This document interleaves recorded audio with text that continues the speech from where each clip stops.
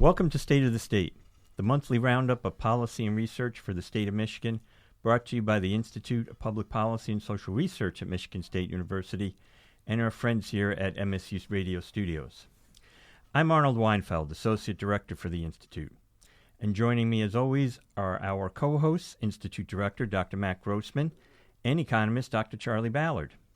And today our guest will be Dr. Keith Hampton of Michigan State University's Department of Media and Information and Associate Director at MSU's Quello Center, which focuses on research that stimulates and informs public debate on communication, information, and media policy. Most recently, Dr. Hampton and his team did a follow-up to a study designed to assess the impact of the COVID-19 pandemic on home internet connectivity, student achievement, and adolescent well-being. We'll talk about that in a minute, but Matt and Charlie, of course, we'd be remiss if we did not start with the big news of the day here in Michigan and really across the country, and that's the strike by the United Auto Workers against the big three auto manufacturers. It's been noted that it's the first time ever they've actually struck against all three, although it's kind of a limited strike right now. So let's get into the economic and political impact of that, and Charlie, we'll turn to you for the economic impact. What are your thoughts here in Michigan and nationally? Well, first of all, as one of the big stories in Michigan in the last really two-thirds of a century is the relative shrinkage of the auto industry. In the 60s, autos were fully one-fourth of the dollar value of our economy. In recent years, it's been about 6%. So the auto sector and employment has gone down more than proportionally to that. So it's not as big a deal for Michigan as it once would have been. Nevertheless, autos are still big in Michigan and nationally. My view is always, if there's a strike, I want it to get done as soon as possible. Interesting, as you said, that they're striking against all three companies, but they're not striking every facility. There's a GM plant in Missouri, a Ford truck plant in Wayne, Michigan, and a Stellantis Jeep plant in Toledo. As of a couple of weeks ago, I thought it was going to be different from that. I thought they were going to do an all-out strike. What does that mean, that they're partial strike and then possibly going to ratchet up the pressure over time? Interestingly, that these three facilities are not producing the biggest selling items. In other words, this does not inflict maximum pain upon the producers. I don't know whether that's some sort of an olive branch or whether that's some sort of indication that the negotiations are closer, in fact, than they sound at the press conferences, because at the press conferences you'd think that they're going to tear each other's throats out and that they're very far apart. But it's interesting, and it will be, I think it remains to be seen how this will play out. Best case scenario for Michigan, a relatively short strike with an agreement that is generous enough to the workers that it puts more money in their paycheck, which they then can spend at the grocery store and the hardware store, but not so generous that it cripples the companies going forward. That's a lot to ask for. Well, I do think it is interesting. I believe it seemed to me that the leadership at the UAW has thought long and hard about how they're going to do this. And no, it is not system-wide, but it is at each of the plants are in a different state, yes, which I think sends a message that, we not only produce jobs and economic impact here in Michigan, but all across the country. And I can see that being the spread moving forward, that they continue to strike at plants in different parts of the country to show that we manufacture everywhere, not just in the Midwest. I will say this: the autos have come a little bit closer this week. So we'll have to see. Hopefully, it is of short duration. But I think the UAW leadership was well prepared for this and had a plan. Matt, politically. Democrats in control in Michigan, Democrats in control in the White House. How does this impact the politics in both of those arenas? Well, at the moment, not very much, but there's potential for greater impact. Labor is, of course, the core part of the Democratic coalition for a long time when it comes to interest groups and money, but it has become less important to the Electoral Coalition as Democrats have lost support among white voters without college degrees. That's happening nationwide, but also in Michigan. And labor has lost its ability to compensate for that for Democrats. In terms of the position of labor, they're feeling strong because public opinion polls show more support for organized labor than they have in the past. But they're still in a long-term slide downward. So we're still talking about a smaller and smaller part of the economy that is covered by organized labor. But, that small part feels emboldened to ask for more. Yeah, well, again, I've been taking note of the rhetoric and the narrative, and the President Fine of the UAW has started to speak not just in terms of fighting for auto workers, but fighting for the working class. And I think that they're recognizing, as you just noted, the greater support for organized labor that has emerged over the last several years across the country. We've seen it at Starbucks. We've seen it at other service industries. So they're trying to stake out a claim, not just that they're fighting for their own economic survival, but they're fighting to set a standard across the board. And when we look back at history, it certainly has been the union movement in this country that has set the standard for the middle class.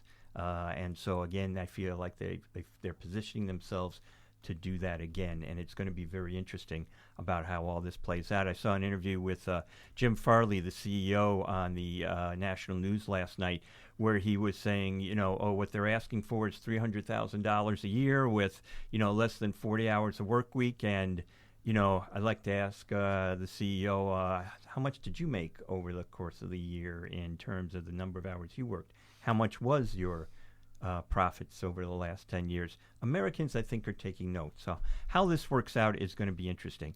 And, of course, this is all in the midst of other economic news that was released this week. Our institute did a forum talking about population stagnation here in Michigan and the efforts being made right now through Governor Whitmer's administration to address that.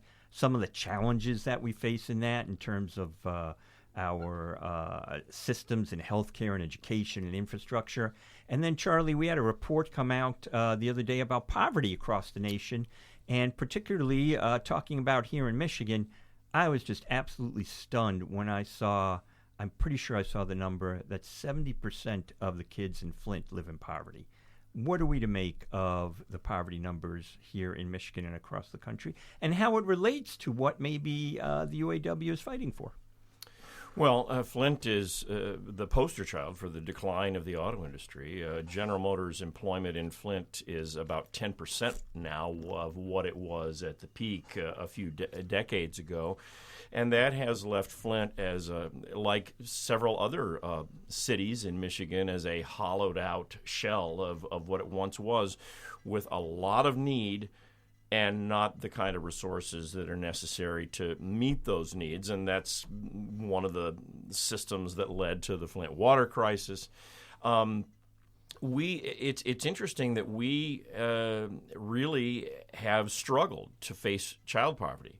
You go back and you look at the official poverty statistics. You go back to the 60s, the group that was most likely to be in poverty was elderly Americans. But then, largely because of the expansion of Social Security and for other reasons, now the elderly are the lowest poverty rate. It's children with the highest poverty rate. Single-parent families certainly contributed to this, and we in the United States, unfortunately, in my view, lead the world in single-parent families. And I think it's a long-term challenge that so far we in the United States have not been. We haven't addressed it at all well, in my view. It's fascinating to me, and Matt, I'd like to talk a little bit about this in terms of the politics of all this. There was such an influx of federal money during the pandemic and afterwards in the hopes that we'd be able to address some of these systemic issues, whether it was in our healthcare system or infrastructure or maybe in poverty. That money's being used and about to run dry. So on the one hand, there's all this money floating out there. On the other hand, we continue to have these reports. Where is this going to leave public sentiment and the politics of all this, do you think?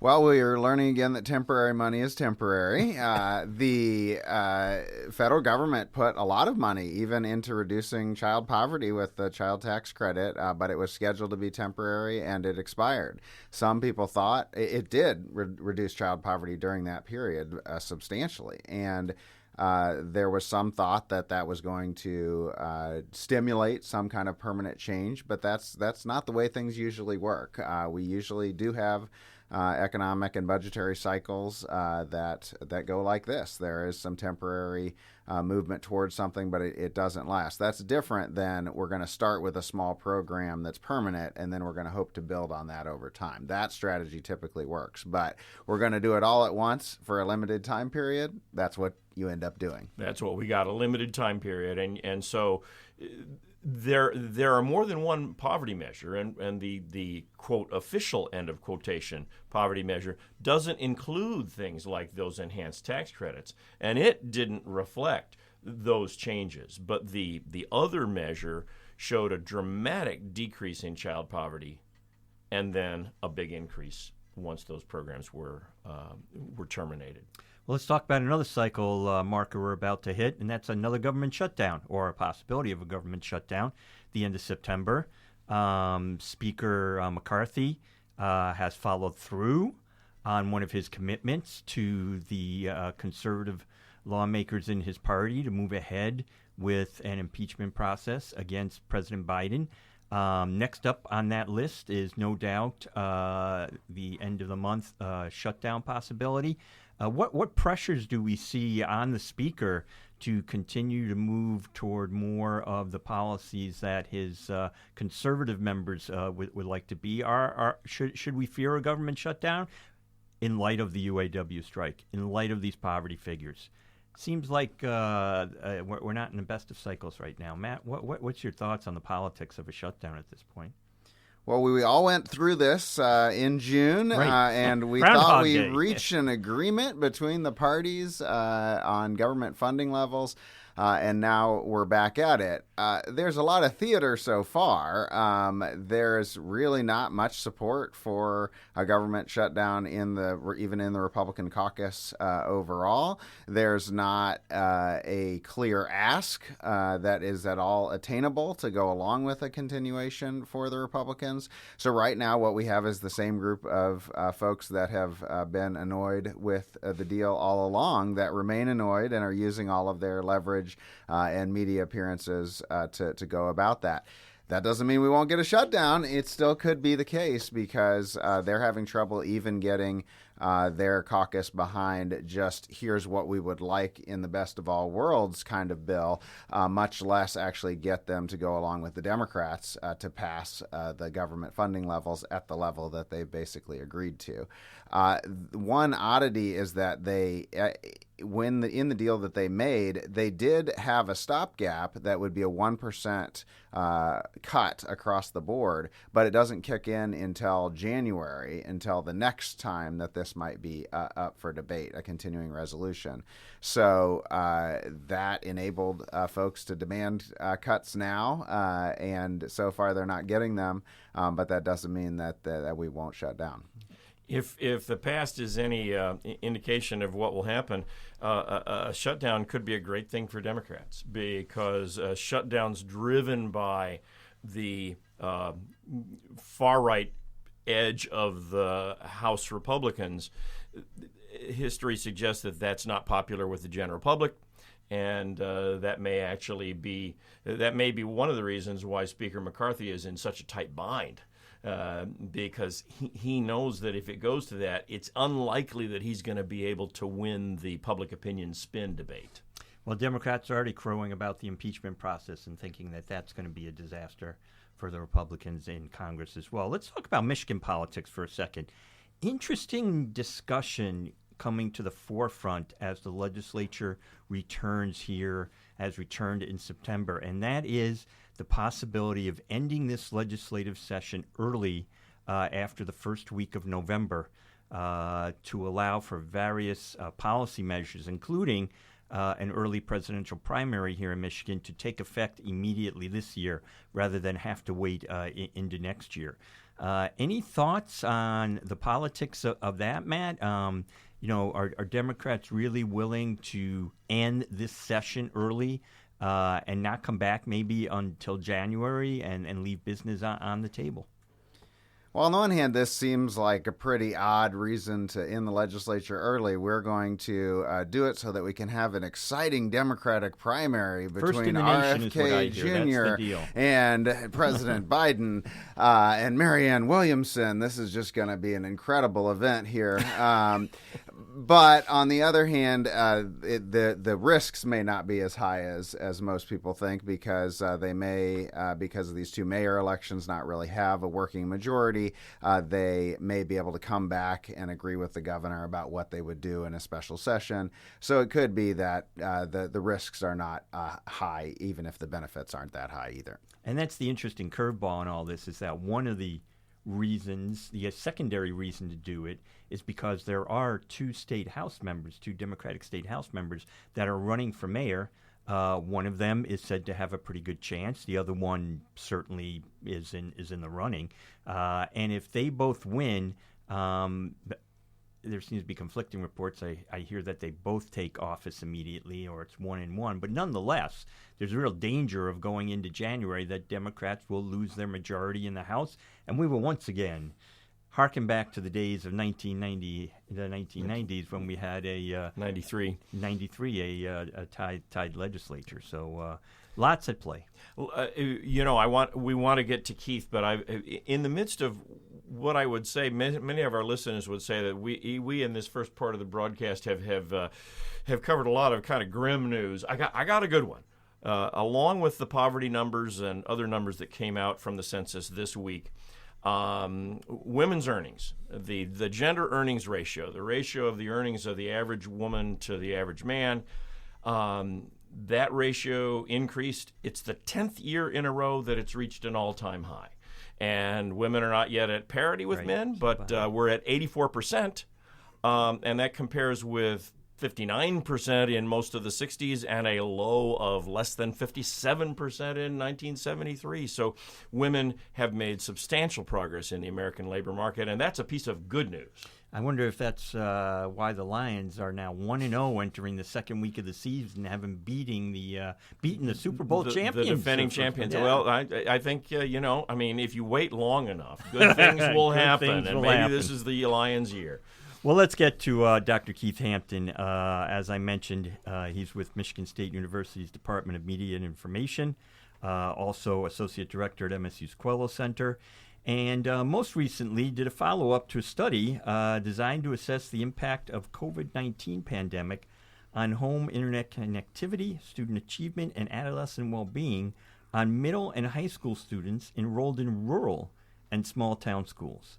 Dr. Hampton, what do your findings show? Well, thanks for having us. So, as you mentioned, this is our second attempt at surveying students in rural Michigan. So we went back to 13 rural Michigan school districts that we first interviewed in the year before the pandemic, and then came back to get a snapshot of how things have changed in terms of digital inequality and overall well-being.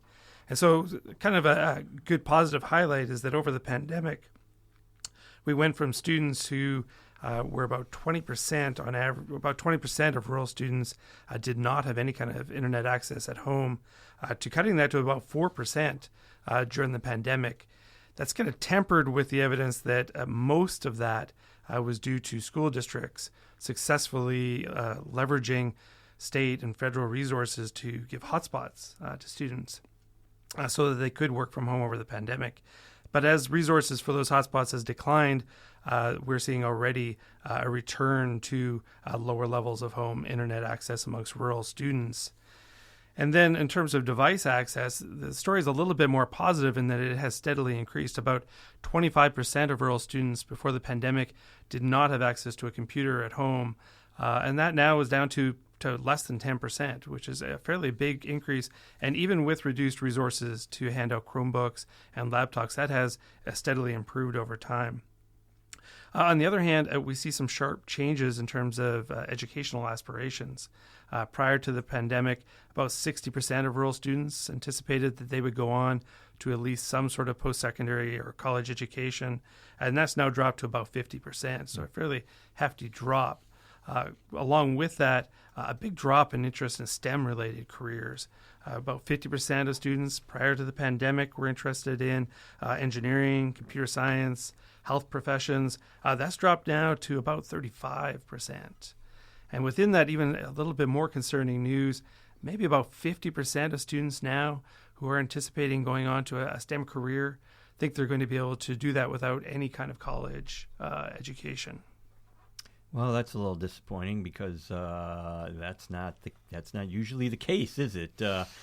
We find whether it's going on to an institution of higher education or other skills training through a program at a community college or other certificate training program that people still need to continue to understand that skills training, updating is a constant throughout life, and we still have an issue. Of course, in the state, it was noted the other day that we still have about only a quarter of parents and caregivers who really think that that's important. So that continues to be a sticking point here in Michigan.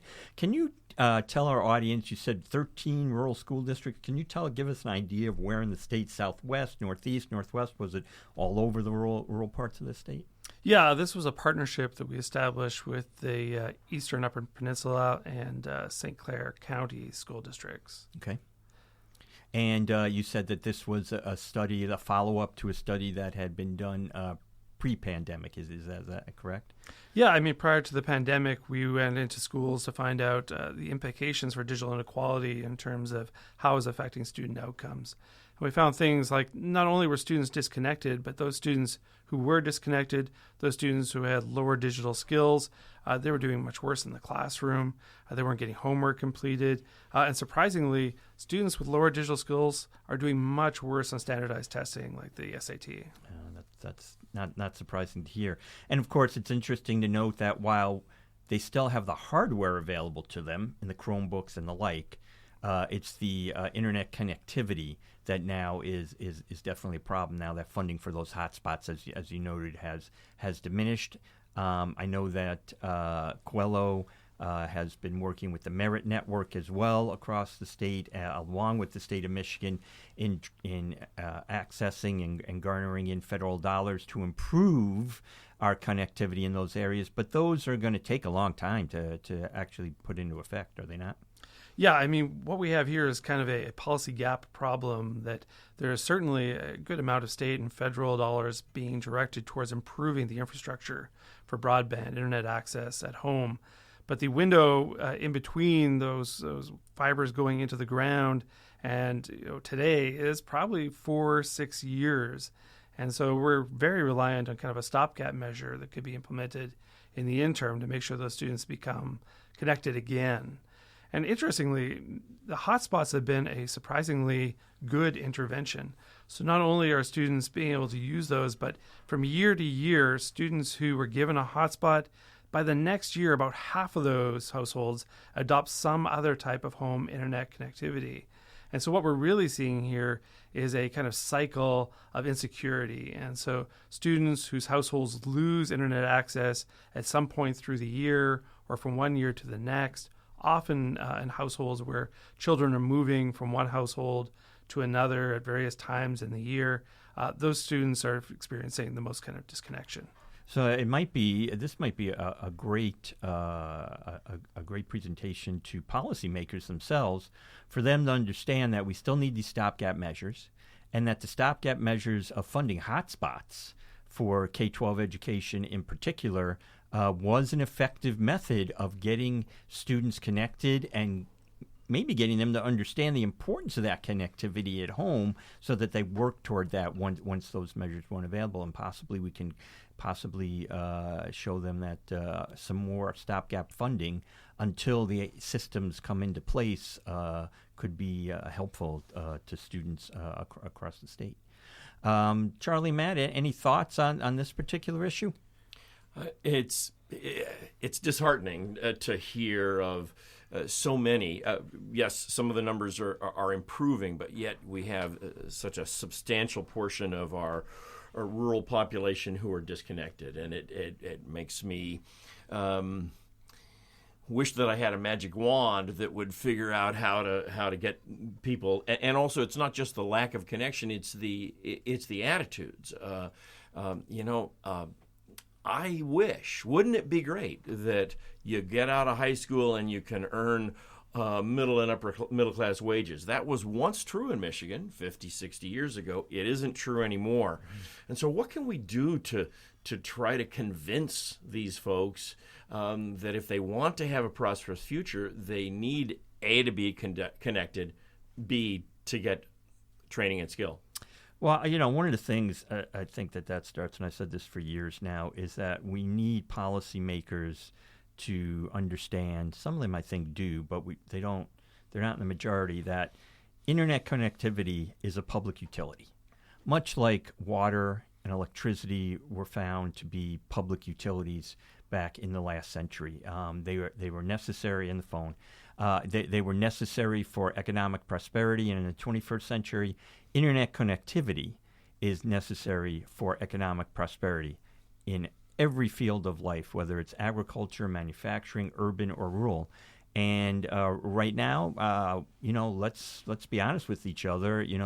The telecommunications companies still have a strong toehold and foothold on what they consider to be a private sector enterprise.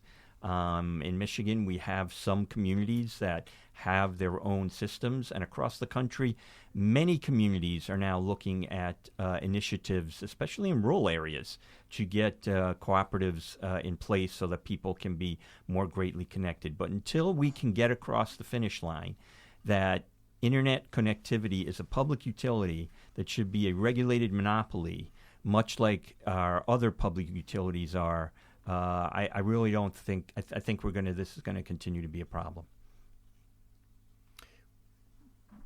Thoughts, Keith, about what we do? Well, the issue of internet insecurity and access is particularly problematic. Those students are in households where access is appearing one month, disappearing the next, don't get the same experience with using the technology. And those households are more likely to, over time, be hesitant to adopt the internet in general, even if it becomes affordable, simply because they see less value in it due to the struggles that they've experienced in access.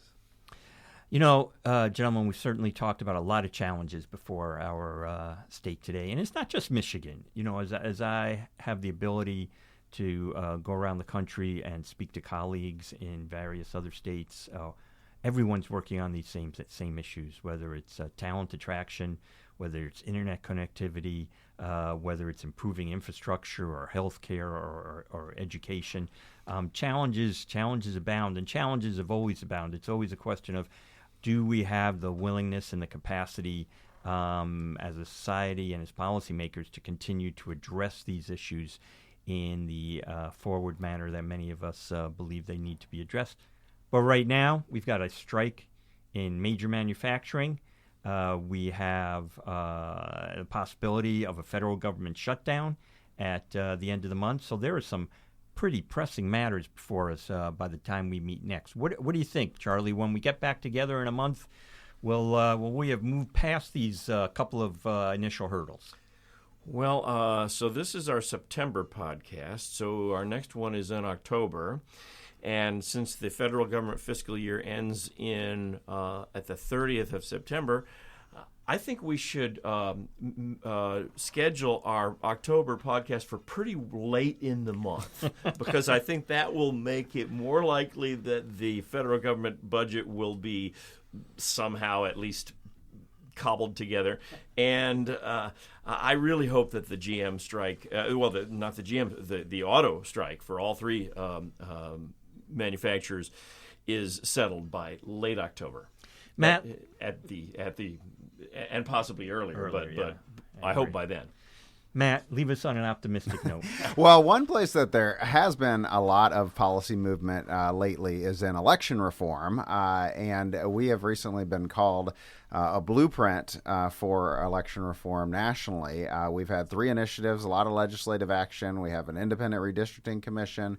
We have same-day voter registration. We have now no reason absentee voting. We will now have required in-person early voting. So there has been a lot of reform to the electoral system. There are a few risks, though. Number one, we're still in court with the redistricting commission, and there's still concerns about African-American representation, especially in the Detroit area. Number two, we have implementation difficulties. We had long lines, we had confusion last time, and we're implementing more for the next election. And so we're putting a lot on the shoulders of these clerks. And then, of course, we have partisanship. Things could swing back the other way, and some of these reforms are getting quite the partisan complexion because folks see the redistricting commission being followed with Democratic majorities in the state legislature, and there's the view that these voting reforms are going to be good for Democrats. Now, interestingly, increased voter turnout is actually not associated with Democrats winning elections, but unfortunately both political parties believe that it is, and so it's become more of a partisan issue. So we're a national model, but a national model that's likely to spread to Democratic states. Yeah, perception is everything, isn't that? Well, Charlie and Matt, always a pleasure to have this time with you. Dr. Hampton, thank you for sharing the results of your recent work, very prevalent to what's going on in the state. My thanks again to Russ White and the staff here at MSU Radio Studios for their support of this program. Join us again next month on State of the State.